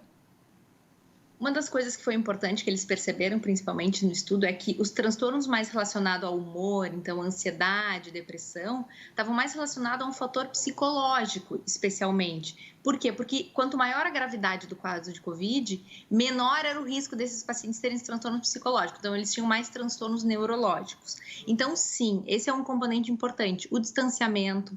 Essas pessoas muitas vezes vão têm que ficar isolada, não podem ficar com a família, muitas vezes perdem algum familiar, têm dificuldade de manter as suas relações, acabam às vezes tendo que se afastar do emprego, têm um comprometimento, têm um medo de desenvolver de novo o quadro de Covid. Então a gente tem uma relação que é muito importante. E lembrando que a gente fala que o transtorno mental ele é como se fosse um bolo, não é um ingrediente só que vai fazer, a gente precisa ter vários ingredientes. Então a gente tem uma pessoa que já, de repente tem uma história familiar já de transtornos de ansiedade, ela tem já uma tendência maior a ter ansiedade, então é uma combinação de fatores que acaba levando a esses quadros.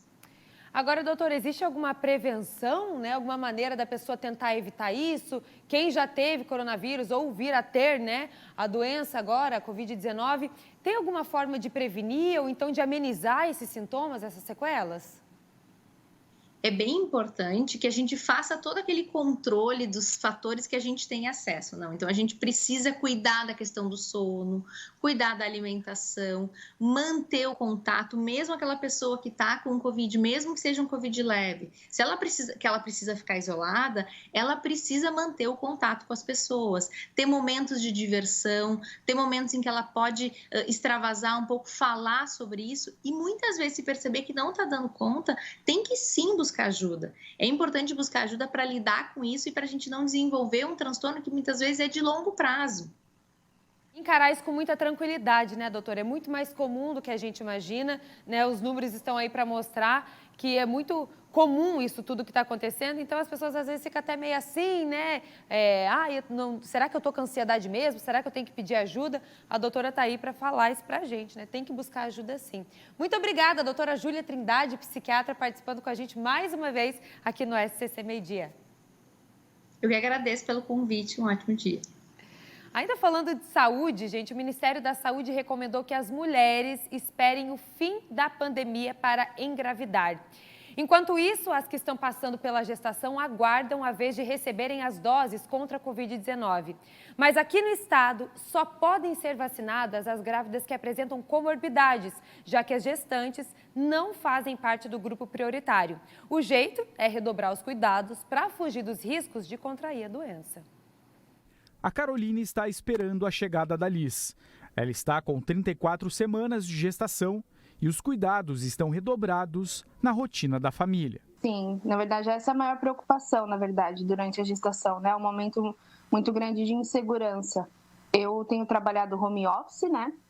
Já foi até uma posição da empresa isso, afastar todas as gestantes por uma questão realmente de cuidado. Então, tenho trabalhado home office, temos tentado, né, manter os máximos de cuidado, seja na higienização, no uso de máscara, evitamos o máximo sair de casa. Então, meu esposo, tem um filho também, né? Então, a gente está, assim, numa fase, ainda mais agora, na reta final, com maior cuidado ainda. Por enquanto, ela aguarda a vez de receber a vacina, mas não sem antes ter a liberação da obstetra. Me sinto segura e, na verdade, gostaria muito que isso houvesse, né? Que eu pudesse ser vacinada antes mesmo de passar pelo parto. Com certeza, só faria a vacina, né? Com autorização da minha obstetra, né? Com acompanhamento dela, autorização. Isso sem dúvida. As gestantes não fazem parte de nenhum grupo prioritário no Plano Nacional de Imunização, mas o Ministério da Saúde, por meio de nota técnica, recomenda a aplicação da vacina nas gestantes, puérperas e lactantes, especialmente as que apresentam comorbidades. Devido aos inúmeros casos de Covid-19 em gestantes, este obstetra também recomenda a vacinação para este grupo. Eu sou de opinião que as gestantes deveriam ser vacinadas, deveriam ser incluídas no plano de vacinação.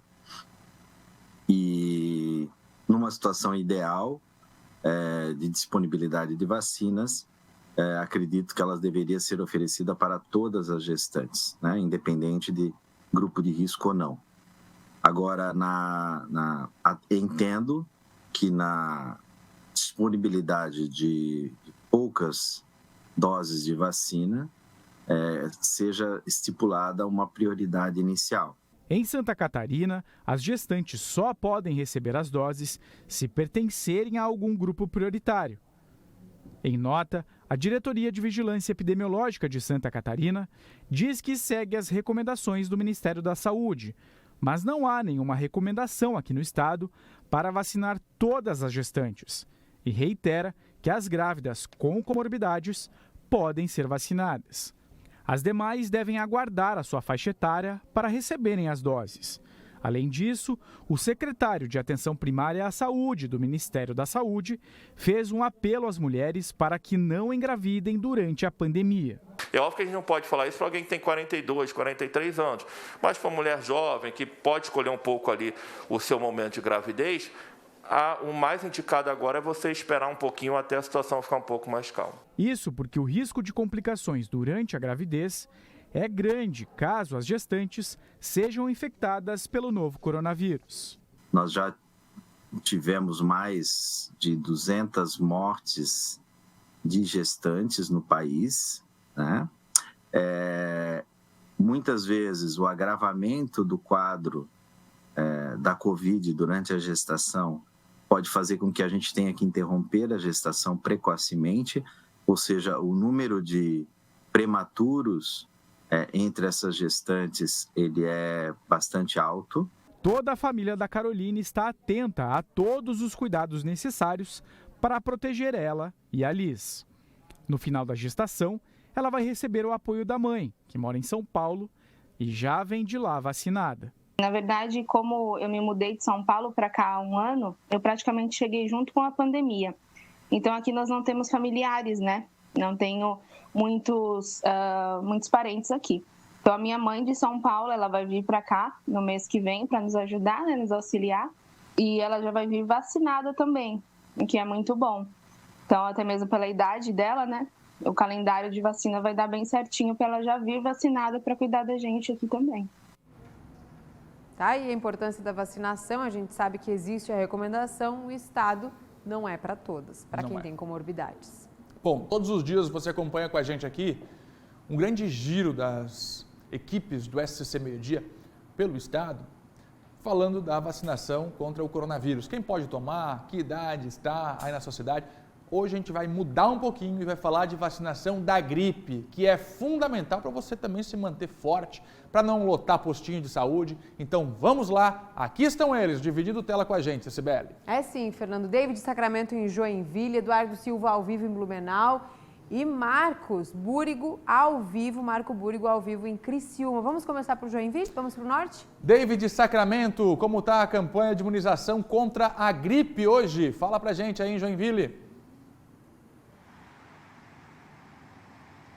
É isso mesmo, Fernando. Como você disse, nós sempre trazíamos aqui o serviço da vacinação, só que hoje o serviço é a vacina da gripe. E aqui em Joinville, nesse feriado de Tiradentes, estão sendo ainda realizadas essas vacinações, só que apenas em 13 unidades básicas de saúde. O atendimento começa às 8 horas da manhã, já está acontecendo, e vai até às 5 horas da tarde.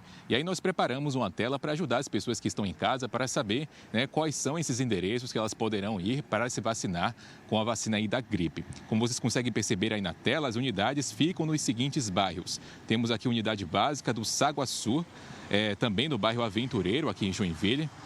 Na rua Joaquim José Felipe, fica no bairro Jardim Iririú. Unidade básica de saúde também no Bucarém, está sendo realizadas lá as vacinações da gripe, no bairro Paranaguamirim. Conforme você consegue verificar aí na tela também, vem em seguida o bairro Petrópolis. No bairro Floresta, na rua República do Peru. Esse é o endereço para se encaminhar e tomar a vacina da gripe.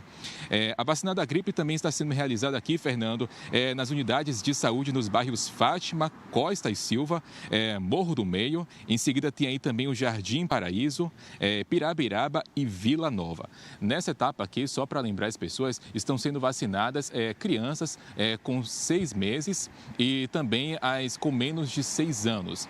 E aí também as mães grávidas e aquelas que tiveram filho há 45 dias.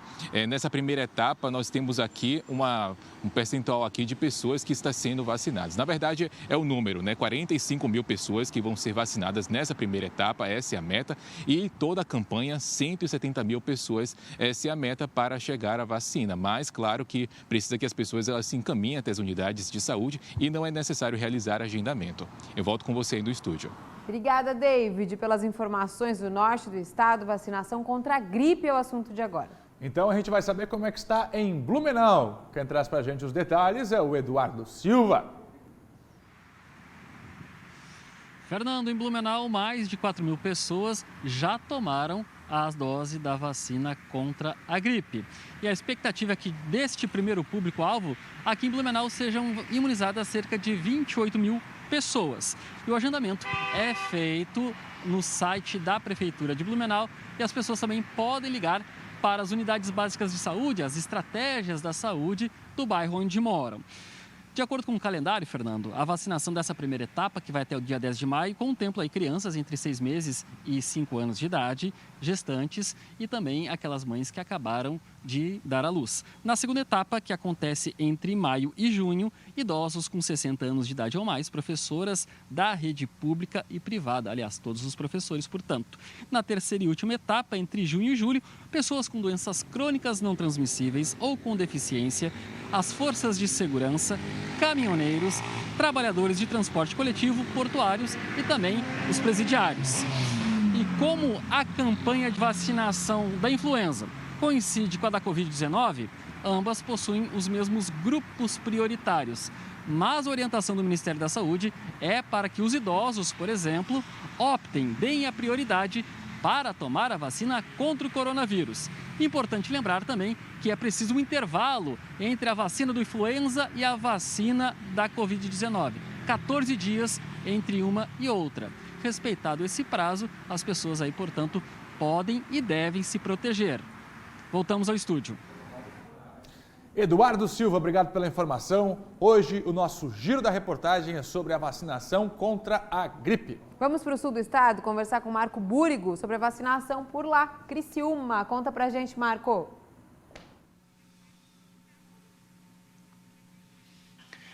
Sibeli, as 45 salas de vacinação que estão à disposição aqui da população em Criciúma estão abertas e ficarão abertas até às 5 horas da tarde, nesse que é chamado um dia D de vacinação contra a gripe aqui em Criciúma. Uma pausa na vacinação contra a Covid-19 e o foco da Secretaria de Saúde está no combate à influenza.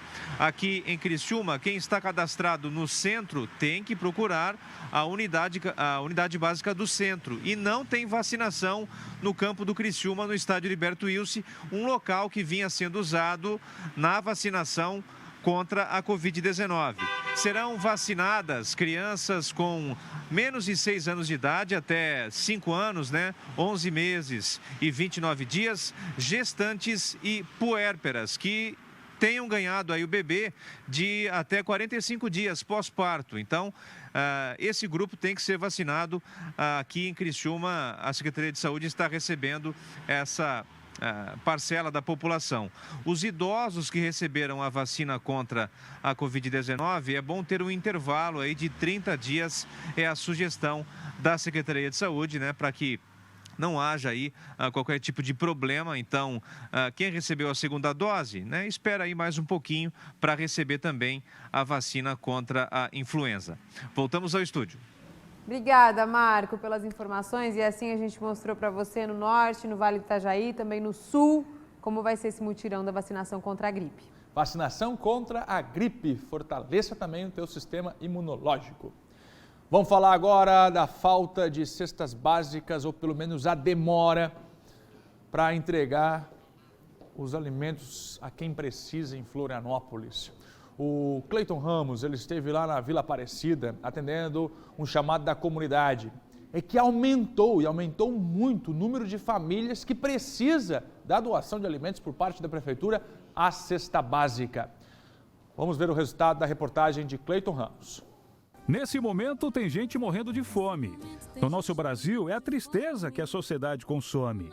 Me diz quem não viu, quem tem fome tem pressa e não pode esperar. A fome é perversa e não dá para negar. E quem alimenta esse monstro do mal é a desigualdade social. O que você acabou de ouvir é apenas uma parte da letra de uma música que foi lançada no ano passado por grandes artistas brasileiros. Barriga vazia fazendo chorar. Mas a cidadania tem uma missão: fazer esse mundo se mobilizar, pra nunca mais faltar o arroz e feijão. Essa música retrata bem a realidade de um povo que tem sofrido bastante. Segundo dados do IBGE, em 2020, durante a pandemia, 103 milhões de brasileiros passaram fome. Em 2021, não é diferente. E essa estatística vale também para Santa Catarina, mais precisamente em Florianópolis. Nós estamos no bairro da Vila Aparecida, na casa da Dona Lourdes. Aqui a gente vai abrir a geladeira, você pode observar, está praticamente vazia. A casa dela não está vazia, não. Ela vive com netos, com filhas. E aí, como é que a senhora faz para lidar no dia a dia com essa dura realidade durante uma pandemia? Daí tem dia que eu faço almoço, deixo comida para o piá e eu não janto. Deixo a comida para ele. Até ontem ele falou: vó, vai comer. Eu disse: não, agora vou deixar para você. Porque se eu jantar, de meio-dia ele não vai ter a comida que ele gosta. Então eu não como.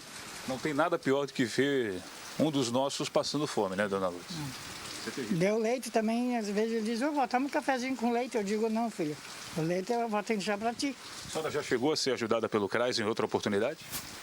Há uns 2 anos atrás, sim. Depois, nunca mais. Não tem o porquê disso? O porquê que não vem mais essa ajuda? Eles falam que tem que esperar, que tem que marcar, como é que a Nelson falou? Tem que marcar a data, daí tem que ver se a gente precisa ou não precisa. E durante a pandemia, com esse fato todo de segurança, né? Muitas restrições. Eles não atendem, não adianta. Eu fui lá, foi segunda-feira. É tudo fechado, eles nem atendem. E aí tem a questão do Zap também. É isso. Mas a senhora não tem Zap e outros moradores também não? Como é que faz? Ele não pode fazer nada, porque não tem, né? Minhas meninas também não têm. As famílias que não conseguirem qualquer contato podem ir até o CRAS e aguardar, né, de acordo com os protocolos de segurança, ele garantiu o distanciamento e aguardar que serão acolhidas.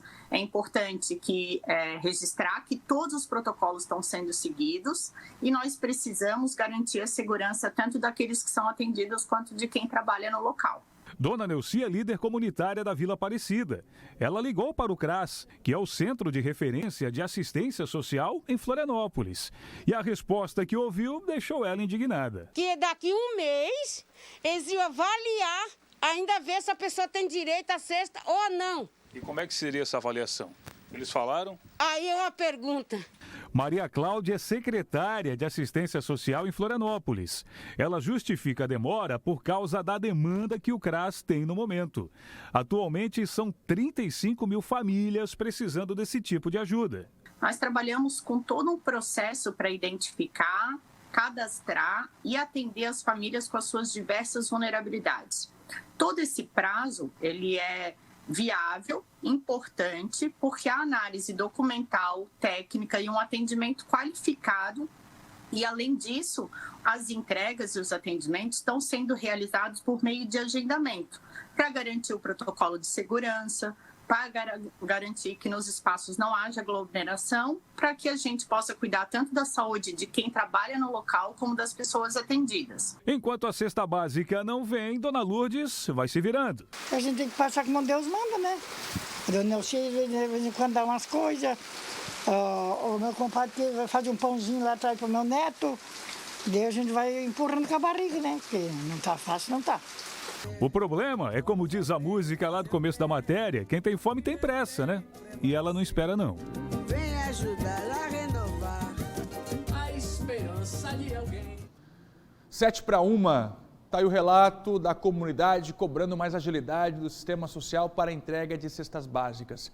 Agora é o seguinte, gente, vamos ser justos aqui na cobrança. Feita a reclamação, a gente foi atrás também da prefeitura, que está trabalhando para agilizar esse processo. Então, comunidade que sempre nos chama, comunidade que sempre é atendida pelo SCC. A gente está vendo a dificuldade também de atender as famílias, porque o número cresceu, é muito grande. Então, um pouquinho de paciência. Também é justo, Fernando, trazer, sim, esta opinião. A gente não ficar só na cobrança, não é mesmo? Criticando. E um outro ponto que eu quero lembrar aqui. O projeto Somar da Prefeitura de Florianópolis vem fazendo um trabalho voluntário impecável. Então, eu repito, a comunidade sempre tem espaço aqui. Mostramos, fomos cobrar a solução e ouvimos a resposta do que está sendo feito pela Prefeitura. Quero ser justo também em falar que o número também aumentou de pessoas que precisam e lembrar do trabalho Somar da Prefeitura, que vem ajudando milhares de pessoas. Maristela. Fernanda, a gente está falando aqui hoje das sequelas do coronavírus, né? Agora há pouco eu conversei com a doutora Júlia sobre a saúde mental, os problemas neurológicos, psiquiátricos, mas agora a gente vai falar da questão da visão, a visão turva, que muitas pessoas que tiveram coronavírus vêm se queixando, né?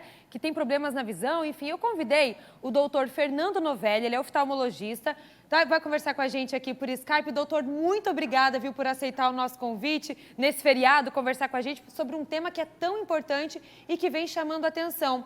Então, doutor Fernando, que sequelas são essas, além da visão turva? Tem algum outro problema, alguma outra queixa dos pacientes? Boa tarde. Boa tarde, Maristela. É um prazer estar aqui com vocês. Agradeço o convite, né, falar de um tema tão importante. É importante a gente colocar que a principal alteração e a principal queixa dos pacientes que têm Covid na área da oftalmologia é a conjuntivite. Então, os pacientes eles vêm se queixando normalmente de olho vermelho, sensação de corpo estranho, parece que tem uma areia, alguma coisa que dá uma sensação ruim nos olhos, lágrimas, aumento do curso das lágrimas, né? E isso por conta da agressão do vírus na conjuntiva, é uma conjuntivite viral. É importante ressaltar que, em algumas situações, essa conjuntivite viral é um quadro inicial. Ela vem até mesmo antes dos pacientes terem febre, falta de ar, sintomas de fraqueza muscular, que são os sintomas mais típicos, né, da doença. Então, se o paciente vem com queixa oftalmológica de conjuntivite, ele tem que ter uma investigação, mesmo que ele não tenha os outros sintomas, para ver se esse quadro viral não é decorrente da Covid. Então, isso é a situação mais aguda, que também pode levar ao embaçamento visual e acontece nos casos iniciais. O que a gente se preocupa muito e o que vem sendo noticiado são as alterações crônicas, que a gente chama isso de síndrome pós-Covid, que é bastante comum em outras áreas. Por exemplo, tem paciente que fica com fadiga, que é a falta de ar, mesmo depois de ter saído do quadro viral propriamente dito, ele acaba ficando ao longo do tempo com falta de ar, fraqueza muscular, né? Algumas alterações neurológicas, até com déficit de memória e outras situações. Porém, na parte oftalmológica, a gente vem avaliando muitos pacientes que tiveram Covid e o número de pacientes que tem alguma gravidade que leva a baixa de acuidade visual sustentada é muito pequena. Então, felizmente, na área da oftalmologia, a gravidade da sequela pós-viral é pequena, né? Se colocar isso num conjunto do universo de pessoas que foram infectadas. Isso é uma notícia boa, então, né, doutora? Além de existir, apesar de existir esse alerta, então, com relação à saúde dos olhos, né, para pacientes que já tiveram o coronavírus, o doutor está dizendo que é uma porcentagem muito pequena de pessoas que ficam com essas sequelas por mais tempo, pode desenvolver a conjuntivite, mas depois é uma doença que é tratada e depois tudo volta ao normal, né, doutor? Agora, tem alguma forma de prevenir isso, doutor? Ou é uma consequência mesmo de quem vai ter a doença? Enfim, se a pessoa tiver que ter, ela vai ter assim mesmo? Ou tem algum colírio, enfim, alguma forma de prevenir? A notícia boa, que nem você chamou a atenção, é que um número muito pequeno de pessoas que tiveram Covid vão ter uma sequela oftalmológica mais grave, né? A notícia ruim é que não tem nenhum tipo de prevenção, a não ser quando você tiver uma alteração visual, né? Ou seja, se você perceber que a tua qualidade visual está comprometida, você tem que procurar o quanto antes o oftalmologista. São inúmeras as possibilidades de levar uma baixa de visão e algumas têm sim tratamento, mas a prevenção, infelizmente, não temos, Maristela.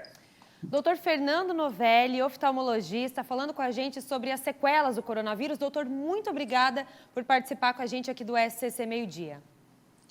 O prazer foi todo meu, Maristela. Um abraço. Tá certo. Tem que cuidar, né, gente? Quando dá para prevenir, a gente avisa vocês aqui também. Agora, todo mundo já deve estar percebendo que os dias estão ficando mais friozinhos, né? Nós estamos no outono, daqui a pouco chega o inverno e aí muita gente vai precisar de ajuda para se aquecer. É verdade, gente. Ainda estamos em pandemia e muita gente está precisando de ajuda, não só de alimentos, mas também de roupas. Por isso, foi dada a largada para a campanha do agasalho na Serra Catarinense e quem tem as informações é a repórter Shaina Marcon, ela que está estreando hoje aqui no SCC Meio Dia. Shaina, seja muito bem-vinda, viu? Já começa com uma notícia super boa, uma notícia positiva da campanha do agasalho que acontece aí em Lages. Conta tudo pra gente, bem-vinda.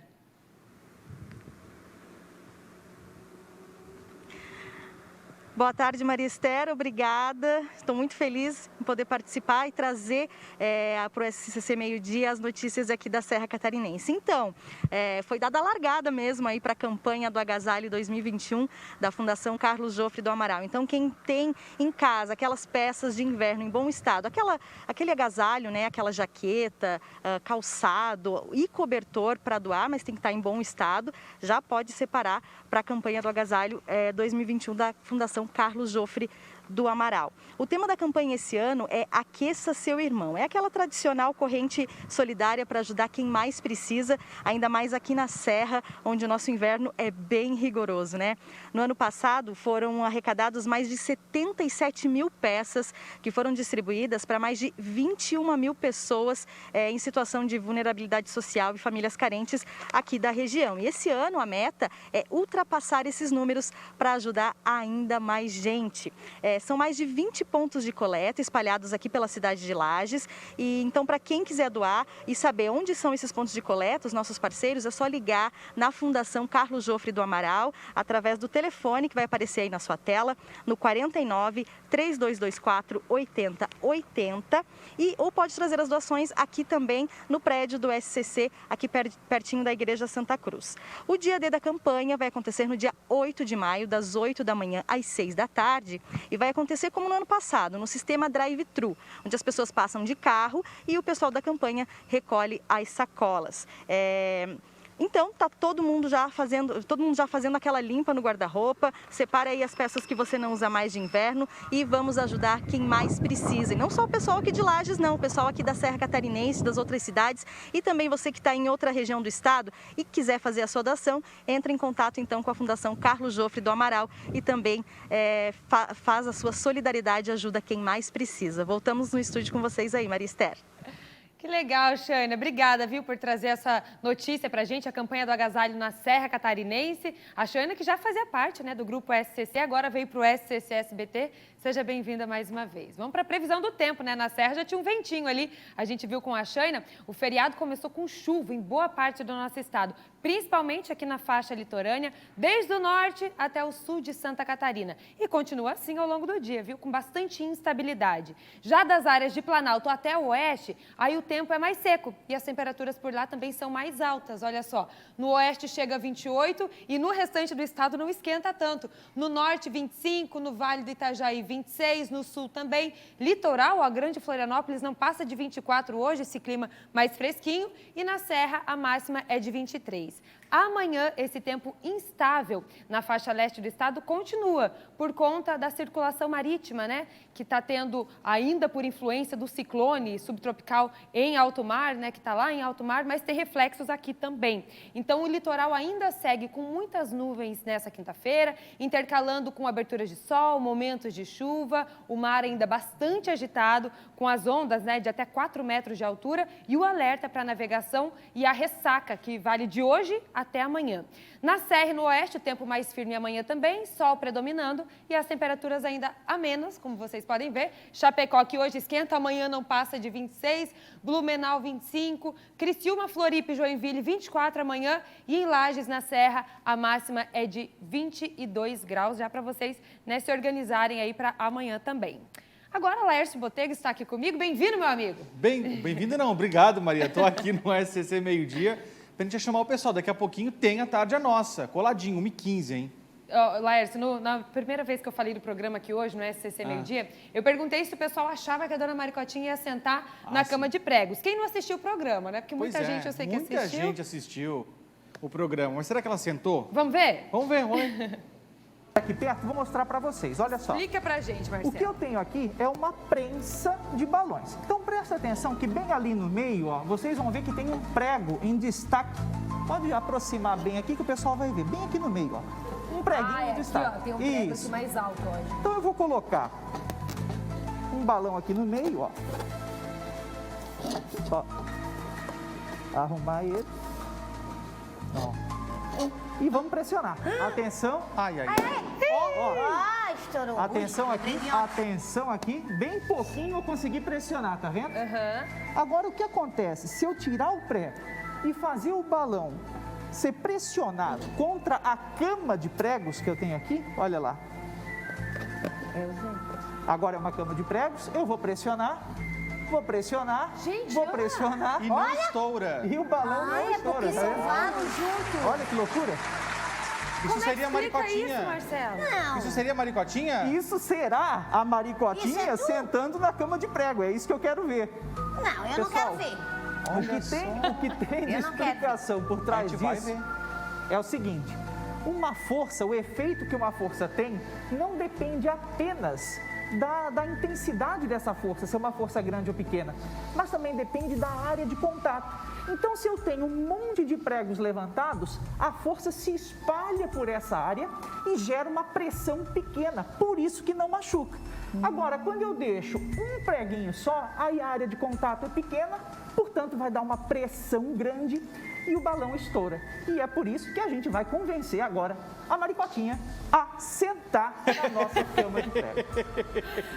Atenção, hein? E não é celulite, não, é a cama de... Atenção, olha ali. Sentou na cama. Sentou na cama de prego. É verdade! Gente, eles são todos iguaizinhos, na mesma altura, né, doutor? Isso. E aí eu tenho aqui uma boa estabilidade aqui pra se sentar assim. Exatamente, uma área de contato grande. Tá confortável aí, Maricotinha? Eu não diria confortável. Mas eu pensei que eu jamais poderia ficar sentada assim como eu tô aqui, ó. Ela sentou na cama de pregos, né, Laércio? E hoje tem mais, né? Hoje tem mais, tem muita coisa hoje no programa. Daqui a pouquinho, coladinho com a SCC Meio-Dia. A gente vai brincar, tem na medida certa, tem a sexóloga. O tema do dia qual é? Mandrião. Com chuva ainda? Com chuva. Imagina. Mandriagem, é o dia da mandriagem. Mandriagem, hoje é pra relaxar e ver o programa. O que é mandriagem? Tô aqui. Vai saber daqui a pouquinho. Focando na conversa de vocês. Fernando Machado, mandriagem. Não conta não. Não vou contar. Não conta. Vai ter que assistir o programa. Mas eu acho que o Fernando... Você viu que o Léo já pegou o negócio do apresentador. Não, para. Olha aqui. Sabe o que eu gosto do programa de vocês? Muito legal, aqueles barulhinhos que vocês ficam colocando. Ô, Índio, tem aí, não? Já tá ligado o equipamento aquele que fica botando ô, potência. Sabe? Ô, potência. Ô, potência. Tem mais? Bota outro aí, Índio. Tem outro? Tem outro? Deixa eu ver. É tem muito legal. O que tem mais aí? Olha lá, uma porrada. Vai, Marisa. Ó, o Fernando. Muito legal esse negócio aí. Cada uma. Então tá bom. Mas daqui a pouquinho, mas eu acho que isso é mandrião, tá? Eu acho que o Fernando é meio mandrião também. Tem cara de Eu mandrião. não sei o que é, mas eu acho que eu sou mesmo. Eu acho. Vamos lá, vamos de informação. Autoescolas de Jaraguá do Sul e também da região norte do estado estão sendo investigadas. Sabe o motivo? Criação de um cartel. Pois é, Fernando, cartel é crime, investigação do GAECO. E esse grupo teria fixado artificialmente preços de aulas práticas e teóricas. Cartel, né? A gente vai conversar agora então com o David Sacramento para trazer para a gente as informações, porque essa ação da polícia, né, já está na Promotoria de Justiça de Jaraguá do Sul. O Ministério Público, inclusive, quer que essas autoescolas reparem os danos morais e materiais coletivos. David, conta pra gente como é que tá esse caso, hein? É isso mesmo, Cibele. O Ministério Público de Santa Catarina entrou aí com a ação civil pública contra 10 autoescolas de Jaraguá do Sul e região. O motivo? A formação de cartel. Mas o que é isso, cartel? É quando as autoescolas todas combinam de cobrar o mesmo valor e daí isso se constitui, né, como algo ilegal, é contra aí realmente o direito do consumidor. Aí, além das autoescolas, estão sendo também processadas, na mesma ação, a Associação dos Centros de Formação de Condutores da microrregião do Vale do Itapocu e também o Sindicato dos Centros de Formação de Condutores. O Ministério Público está pedindo aí o pagamento individual de R$ 212 mil por reparação de danos morais e materiais coletivos. Esse valor corresponde a 10% da média da receita bruta anual entre 2014 e 2018 das autoescolas e vai ser revertido ao Fundo de Reconstituição de Bens Lesados. Com base na legislação e para que a prática ilegal não se repita, os réus devem ser proibidos de voltar a fixar preços e a multa seria de R$ 500 mil caso eles viessem a descumprir esta determinação. Essa investigação é da 7ª Promotoria de Justiça de Jaraguá do Sul, com base em uma operação chamada Sinal Vermelha, que foi desenvolvida pelo GAECO. Eu volto com vocês no estúdio. Obrigada, David, pelas informações. David acompanhando esse caso de cartel no norte do estado. Além de proibido, é crime. O David de olho nessas informações. Vamos para agora reforçar uma informação sobre a vacinação aqui em Florianópolis, porque ontem nós entramos ao vivo com o secretário adjunto de saúde para explicar que a segunda dose para os idosos de 67 e 68 anos havia sido adiada em função de uma recomendação do Ministério da Saúde, mas que se as doses chegassem antes ao município, o novo calendário seria divulgado e foi isso que aconteceu. Olha só a tela aqui para você, para reforçar os locais de vacinação. A Prefeitura de Florianópolis, então, recebeu um novo lote e, por isso, amanhã, nessa quinta-feira, os idosos de 67 e 68 anos poderão receber a segunda dose. Elas serão aplicadas nos pontos de imunização já conhecidos aqui na capital, listados no telão para você. As informações estão claras, você pode até fazer uma foto se você quiser. Então está confirmada, segunda dose para 67 e 68 anos amanhã aqui na capital. Tá a informação reforçada para você, nosso telespectador, né, e também para a nossa telespectadora Maria da Graça, que está atenta a todas as informações, inclusive mandou mensagem pedindo para que a gente reforçasse essa informação. Reforçada, dona Maria? Nós vamos para um rápido intervalo, voltamos já com SCC Meio Dia para você.